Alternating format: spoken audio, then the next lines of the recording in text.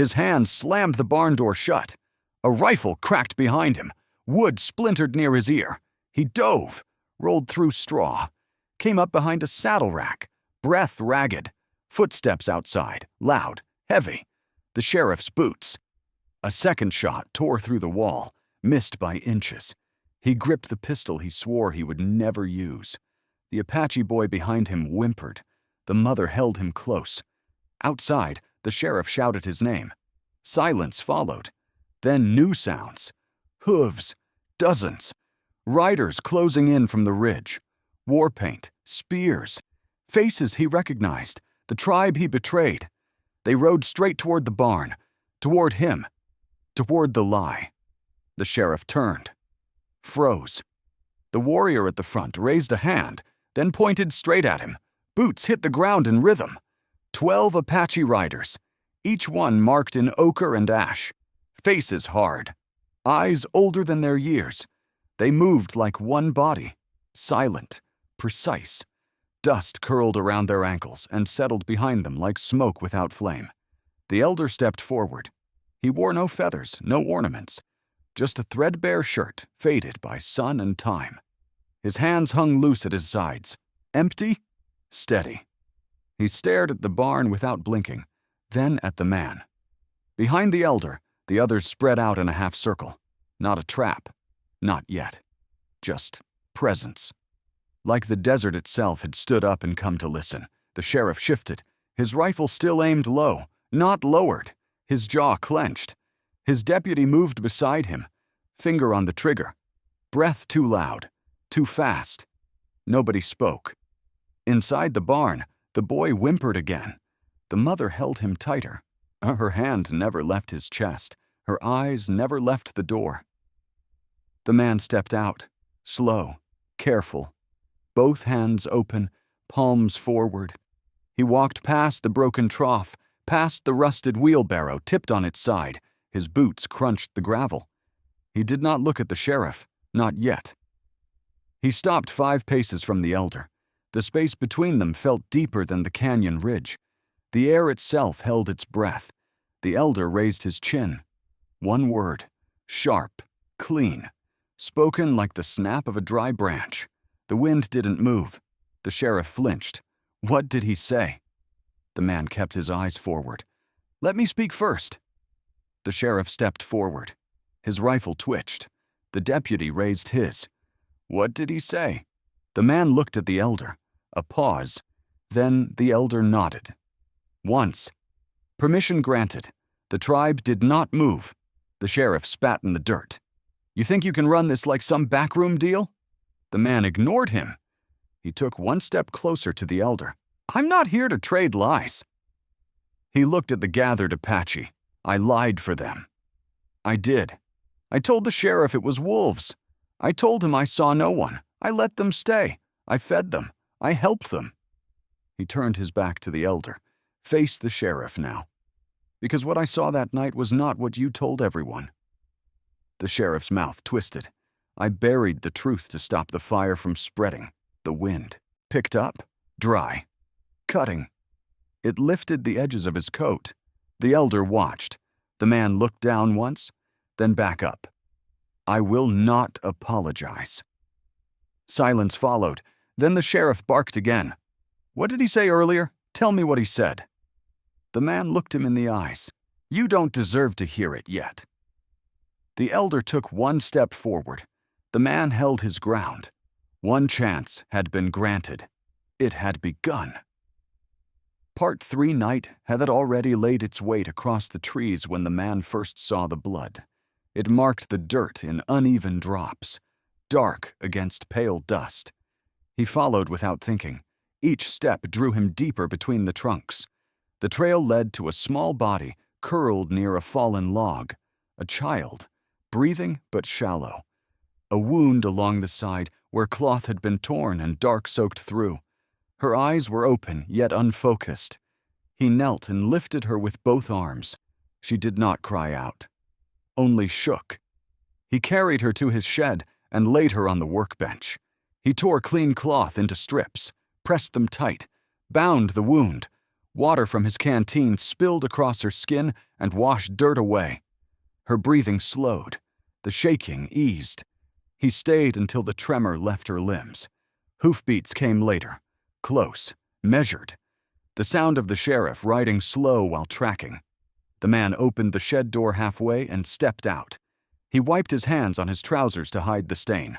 The sheriff leaned from the saddle and asked about the marks on the road. The man said a coyote had dragged a kill through. The sheriff studied him, looked past him at the shed, then rode on. The lie passed like dry wind through grass and left no mark. By morning, the child slept. By nightfall, she woke. Her eyes found his. Fear held them wide. He gave her water. A scrap of bread. She ate in small bites. When he opened the door, she did not follow. When he closed it, she did not sleep. He stayed on the floor until she did. Days followed. Food left at the edge of the trees vanished each night. Bandages came back stained but tied again with care. The man never spoke of it. He never rode to town. Each silence became another stone added to the weight he carried. The mother came at dawn on the 7th day. She stood at the tree line with a knife lowered at her side. Her face held both warning and collapse. The man stepped back and opened the shed. She entered without a word. She saw the child, dropped to her knees, pressed her forehead to the floor once in thanks, then rose and met his eyes. The brother came last, lean from travel, armed and wary. He searched the man from head to boot, found no threat, left the knife at the door. The lie grew roots that day. Weeks passed inside that shed. Food moved from hand to hand. Cloth turned red, then brown, then pale again. Each time the sheriff rode the road, the man spoke of animals and shadows. Each time, he was believed. The memory ended where it began, with the elder standing before him now. The man lifted his eyes and let the weight of all those days rise in his chest. He spoke without looking away, and said he chose them. The sheriff shifted his weight and stepped forward. Dust lifted beneath his boot. His hand twitched near the butt of his rifle, voice flat, words tight through clenched teeth. "You think this is noble? But it is treason." Plain as daylight, he pointed at the barn behind the man, at the Apache family still hidden in shadow. "We are at war. You want to protect them. Then you better be ready to bury more names." Because our town already did, he rolled back the sleeve on his left arm. A scar curled along his forearm, pale and raised. The shape twisted like a rope laid against fire. He held it out. "You see this? Got it near Red Bluff. Apache blades. They came for our wagons. Took 3 boys down, left them there. Burned the rest." The Apache boy inside the barn flinched. The mother pulled him tighter. The elder did not move. The man said nothing. The silence drew longer. The sheriff's voice rose again. "You think you're some savior? Or you forget who they took from us? Or you forget who bled for this land?" The man lowered his eyes. His breath came slow, steady. His hand moved behind his back, rested there, not in fear, in thought. Then he spoke. One name. No explanation, no build-up, just the name. A stillness followed. The sheriff froze. The name was a stone dropped in still water, and the ripples hit fast. The deputy looked at the sheriff. The sheriff took one step back. His mouth opened, closed again. That name had not passed between lips in years. Not since the burial. Not since the night they swore to forget. He looked at the man as if seeing him for the first time. How do you know that no answer came? Only the wind and the faint creak of a weathered sign swinging from the post near the fence. The man's face held no victory, no pride, only the weight of what had been locked away, and now spoken. The elder watched both of them. His eyes narrowed. He had heard the name too, and understood. The deputy lowered his rifle. The sheriff's shoulders tightened. He looked toward the barn again, then back at the man. You should not know that, still no answer. The truth had landed, and with it came fear not of the tribe, but of the past, of what that name might unlock. The elder took one slow step forward. He did not speak. He did not raise a hand. He simply waited. The sheriff looked down at his scar again, then back up. His voice dropped. "Say it again. I dare you." The man turned slightly, looked toward the barn. He did not say it again. He did not have to. The scar was no longer the deepest wound in the clearing. Gunfire cracked across the ridge. Smoke curled fast through dry trees. Shadows moved in bursts, some on horseback, some crawling, some already fallen. The man crouched low behind a wagon axle. One hand pressed into the dirt. The other held nothing. No rifle, no pistol. He had come to help dig trenches. He had not expected a war. The sound of death was louder than thunder. Horses screaming, men shouting names, orders lost in the noise. Blood mixed with dust. It stuck to everything. He saw the sheriff's brother, a young man then, brave, foolish, charging up the slope with two others from the town, hat low, coat open, his rifle high above his head. From the brush below, a figure shifted, not Apache, not native, a town deputy, nervous, pale, eyes wide as plates. He raised his shotgun without warning, fired. The blast took the sheriff's brother full in the back. He twisted, stumbled, fell forward onto the rocks. His hat rolled downhill. The deputy froze, stared at what he had done, then ducked behind a tree and screamed Apache, screamed it again and again. Others picked it up, fired into the trees without seeing. Chaos thickened. The man stayed low, watched it all. Watched the elder lift his people away from the trap. Quick, precise, no joy in it, just retreat. When the smoke cleared, the sheriff was kneeling beside his brother's body, screaming at the sky, at the earth, at the tribe that had already vanished. He swore vengeance, swore names. The man stayed hidden, said nothing, just watched the lie rise like steam from the broken ground. Later they gathered what was left. They wrapped the sheriff's brother in cloth. The story was already changing, already cleaned of truth. The deputy cried while saying it had been dark, that the Apache had moved fast, that it was too late, that he had seen a knife. The man knew none of that was real. But when the town wept, he stayed silent. When the badge was passed to the sheriff, he stood in the back. When the boy's name was carved into stone, he did not correct the words. He buried it all. Not for the town, not for the deputy, but because war needed stories, and the truth did not win wars. Back in the present, the man looked at the sheriff now. Same face, deeper lines, same fire behind the eyes. He remembered that day like it was yesterday. The sound of the blast, the dust rising off cloth, the boy who had fallen from friendly fire. He saw the same scar on the sheriff's arm, but knew it was not the deepest one.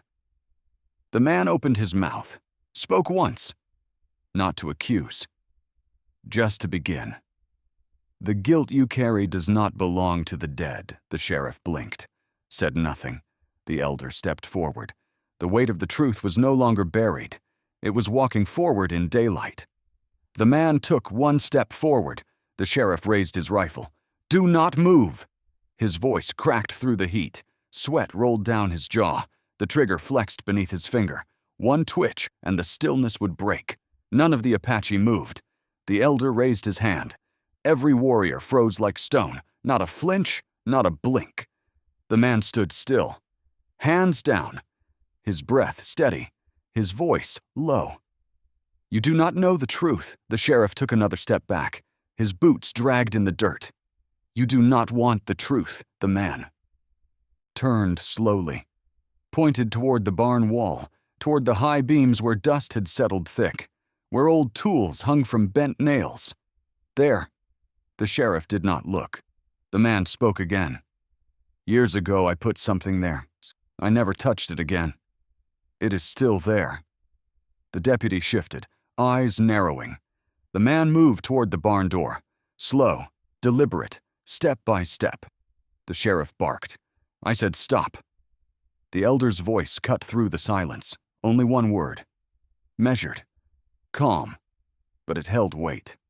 The sheriff looked at him, then at the man, then lowered the barrel by inches. The man reached the barn, stepped inside. Dust hung in the air like silk. Faint light spilled through the gaps in the wood. He crossed to the back, reached up behind a loose plank, pulled down a small leather pouch. Dry, brittle, untouched. He walked it back to the center, held it in both hands like something sacred, then opened it. Inside lay a single bullet, blackened around the rim, scarred from heat, but whole. He held it up. Let the sun catch it. This did not come from them, the sheriff stared. The man stepped closer. Look at the base. Markings are town standard. That caliber is not Apache. He held it out. This is what struck your brother. The sheriff's mouth stayed closed, but his hands did not. They trembled. The deputy stepped forward, reached for the bullet, studied it. His face changed. He knew the sheriff's hand lowered fully now. The rifle slipped from his grip and dropped to the dirt. His lie cracked, not shattered, but split down the middle. His mouth opened. Nothing came out. The elder watched with eyes like flint. No sound passed between them, only dust and truth. The sheriff stared at the bullet as if it were made of fire. The man did not speak again. There was nothing left to argue. He had brought proof. He had held it for years. Now it was burning its way through the silence, through the sheriff's heart, through every name etched into the false memory of that war. The man stepped back, let the truth fall where it would. The bullet stayed in the deputy's hand. The sheriff looked at it and saw the pieces of a story he could never put back together. The elder stepped forward. His shadow stretched long across the dirt. His feet moved slow but sure. His face held no judgment, only time. He stopped beside the bullet still cradled in the deputy's hand, then looked to the sheriff, then to the man. The sun pressed down. The ground stayed dry. The wind waited. When the elder spoke, his voice came low, rough around the edges, not from weakness, but from age carried too far. He spoke in Apache first, one word, then another. Then he shifted into the sheriff's tongue, thick, careful, each sound laid down like a stone.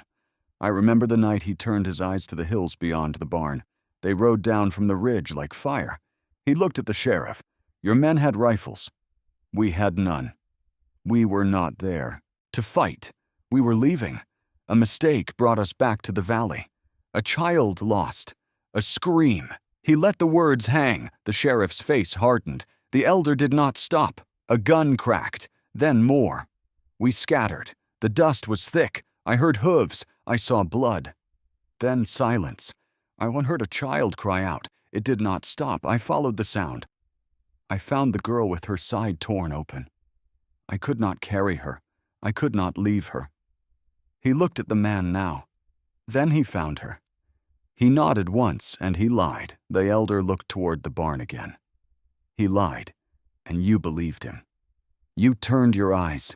You told your town it was coyotes. You let your hate grow around a shape that was never ours. He held the fire back, alone.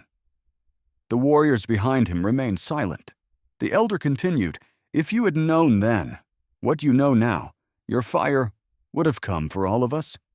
Men, women, children, and it would have been called justice. He took a step toward the sheriff, but it would not have been. He raised a hand and tapped his own chest once. It would have been revenge. The sheriff's mouth stayed closed. The elder spoke again. We do not ask for your sorrow. We do not ask for your kindness. We came because we were told the truth might be spoken here today. And because a lie once saved my people, he looked once more at the man. You carried that weight alone. Even when we had gone, then he turned back to the sheriff. Now I ask you this. His eyes locked on the man with the badge. What justice lives in silence? The wind broke free at last, warm, dry. It moved across the faces of all who stood there. No one answered, because the question was not meant for the lips. It was meant for the heart. The earth beside the river was dry but soft, easy to dig, easy to break apart with fingers when strength was gone. The mother knelt there, her knees pressed into the soil, her hands worked without pause, nails torn, skin cracked. Her youngest lay wrapped in the last cloth she owned, a woven piece marked with faded symbols, the cloth soaked through before she reached the river. She used it anyway. She did not cry. When the grave was deep enough, she lowered the bundle in. The child did not move, had not moved for hours, still warm, still silent. That was the hardest part. She pushed the dirt in with her palms, smoothed the surface with her forearm, then placed a single stone at the center, red, round, carried all the way from their old land. It had belonged to the child. She whispered nothing. There was no one to hear. Her other son waited nearby, blood still seeping from the wound on his side. His head rested against a tree root. His breath came in small, sharp gasps. She reached him, lifted him onto her back. Her legs shook, her feet already cut from the retreat. Her arms ached, but she walked. There was no trail. No sound but wind, no map but memory. She moved toward the only place left, not a home, not a shelter, just a direction. Hours passed, then more. The sun reached high. Her steps grew shorter. She stumbled, fell once, got back up. Her lips cracked. The boy whimpered. Her arms tightened. She spoke soft sounds to calm him, old sounds, from a time before fear. Then she saw him, the man, standing alone near the fence line, a shovel in one hand, dirt across his shirt. She stopped, could go no farther. He crossed the space between them, quiet, steady, no weapon, just eyes filled with something strange, not pity, not shock, just recognition. He reached for the boy. She pulled back. He nodded once, backed away, went to the well. Water came up in the bucket, cold, clean. He offered it without a word. She took it, drank first, then gave it to the boy, then again for herself. The man knelt, took off his coat, laid it on the ground, held his hands out. She let the boy down into the coat. The man wrapped the child with care, tucked the edges like it meant something. She sat nearby, watched. He did not speak, neither did she. When night came, he brought food. She did not touch it, not then. But she stayed. The sun rose. She stayed again. The boy slept. And still she stayed, because in that quiet space, behind that shed, between two lies, one told by the man, one held in her silence, a new thing had formed, not trust, not yet, but something else, something close. Lies, she would learn, could be walls, but sometimes they could be roofs too. The sheriff's face changed, color drained, lips tightened. One breath, then another. Then his hand moved. The rifle rose, not fast, not sudden, but sure. The barrel leveled at the man's chest. You chose them. The words hit harder than the gun. They hung between them like a drawn blade. You chose the ones who left us burned. The man did not step back. His eyes held no challenge, no regret, just stillness.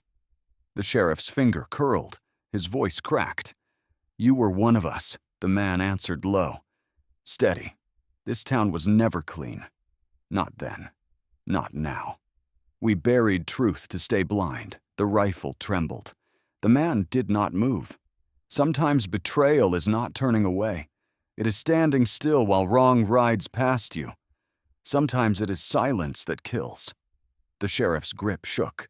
The man's hands stayed down. The heat pulsed between them. Then a sound. Soft. Feet on dirt. Small steps. The Apache boy walked forward from the barn, his face pale, his breath shallow. But he did not stop. He moved past the man, past the elder, right up to the sheriff. He looked up, eyes wide, afraid, but brave. He reached forward and touched the sheriff's coat, fingers against the fabric, the same coat that had once belonged to the sheriff's brother, a gift, years old now, worn at the cuffs, still carrying the shape of that memory. The man watched.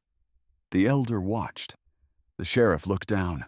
The boy's hand stayed on the coat. The sheriff blinked once, then again. He remembered. The trade had been silent, a cold night, a fire low to the ground. The man had asked for nothing, just held the boy close and wrapped him in the coat that day. That coat had been the only thing warm enough to keep the child breathing. The sheriff's brother had worn it with pride. Now the boy wore it with need. Something cracked behind the sheriff's eyes. His hands lowered. Slow. The rifle dipped. The boy stepped back. No one said a word. The man exhaled. Just once. The elder looked toward the horizon. The sheriff stepped away. One step, then another. He looked at the man, then at the coat, then at the boy. His voice did not return. Only silence remained, a silence full of ghosts, a silence full of truth. The man turned to the boy, placed a hand on his shoulder. The boy looked up. The coat still hung loose around his frame, but now it held something more than warmth. It held proof. That blood did not have to bind to carry meaning, that mercy had passed through hands before, that not all gifts were taken. Some were shared. The sheriff stood still, caught between the man he thought he was and the truth he had spent too long outrunning. The sheriff stepped between them, boots dragging dry across the dust. One hand gripped the rifle, the other clenched tight at his side. The man stood still. The Apache elder did not move. Behind them, the mother pulled her son close, one arm across his chest, the other pressed to the wound that never fully healed. Her eyes burned across the space between wood and men. The air thickened, dry, sharp. Even the wind refused to pass. The sheriff's rifle came up again, not fast, but high enough to draw breath from every throat in the clearing. The man did not blink. He took one breath, then another. Then he spoke, low, flat. If you want blood, take it now. Do not speak of honor. Do not speak of towns. Just pull the trigger and let it be over. The sheriff's hand trembled. The elder did not flinch. The boy did not cry. The man waited. Seconds passed like hours. The wind shifted. The rifle dropped. Slow. It hung at the sheriff's side, loose in his grip. Then he turned. Not fast, just turned. One foot, then the next. No words came from his mouth, no look backward. He walked away. Past the man, past the barn, toward the empty road beyond the fence line. He stopped once. His hand reached to his chest. He unpinned the badge, small, dull from years. He looked at it, held it for a long time. Then he dropped it. It landed in the dust with a sound that did not carry, a tiny weight, a heavy cost. The sheriff kept walking and did not return. The man stood in the silence that followed. He looked down at the badge, did not move at first, then stepped forward, bent, picked it up, held it in his palm. He did not shine it, did not tuck it away. He looked at it as if it were a stone pulled from a fire. He did not wear it. He did not throw it. He simply held it. As a reminder of what nearly happened, of what silence nearly cost, of how close justice had come to becoming vengeance. The elder turned, said nothing. The mother loosened her grip on the boy. The dust settled. The wind came back. The man closed his hand around the badge, not to claim it, but to carry it. Not as authority, but as memory. He looked out at the trail where the sheriff had gone, then back at the boy, then to the place where the tribe waited. The standoff was over. Not by words, not by war, but by a choice. And choices leave marks deeper than bullets ever could. The dust had settled. The weapons lowered. No blood had been drawn. Not this time. The tribe moved with quiet purpose. Saddles lifted. Packs tightened. Horses steadied with practiced hands. They did not look back as they worked. Each one knew what had passed.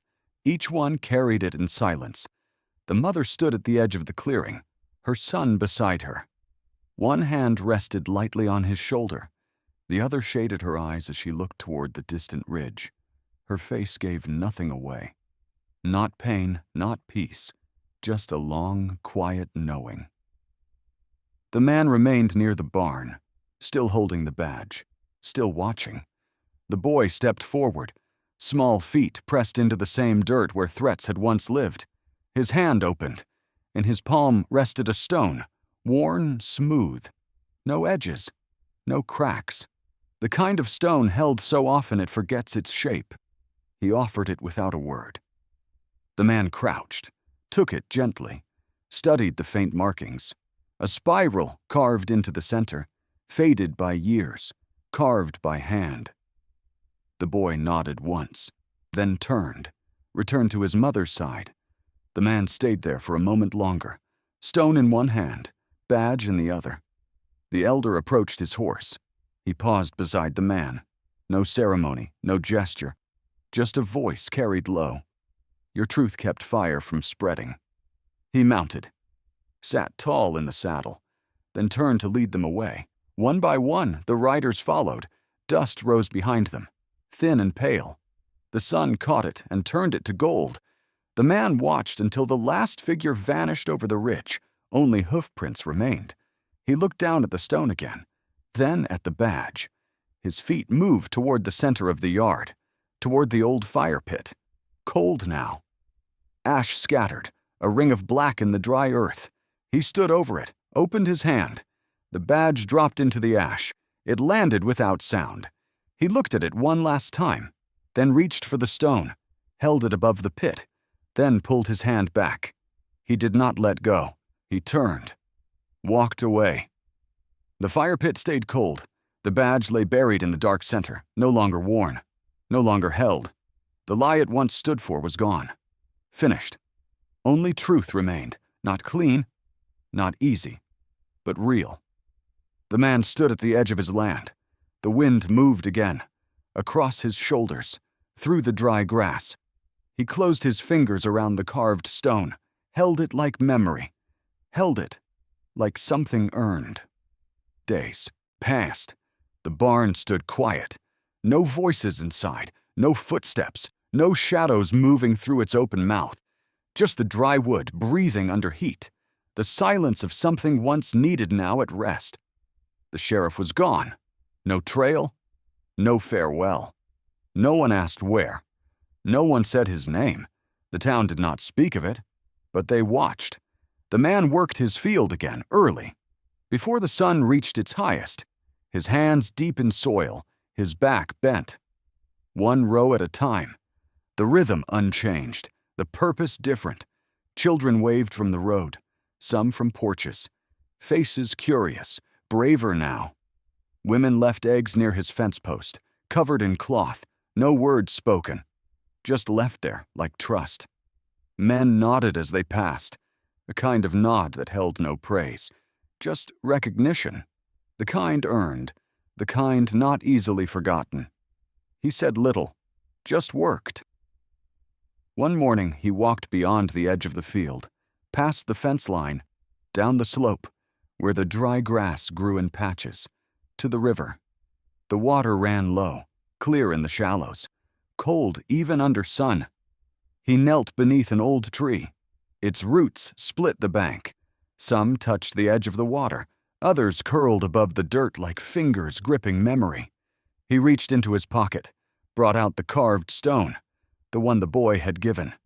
He turned it once in his hand, let his thumb trace the spiral. It was smooth now, worn nearly flat. He placed it beneath the tree, pressed it into the soil, covered it with both palms, let the dirt take it slow. No words, no gesture, just a breath let out through his nose.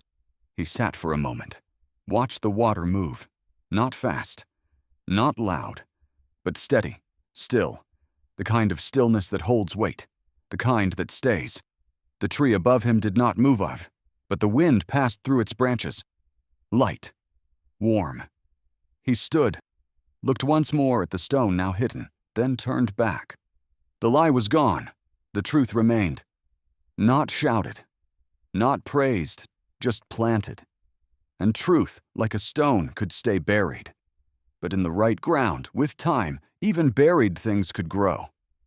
He walked back toward the field. The fence waited. The dust rose behind his steps. The town was still there. So was he. But nothing was quite the same. And that was enough. Thanks for watching.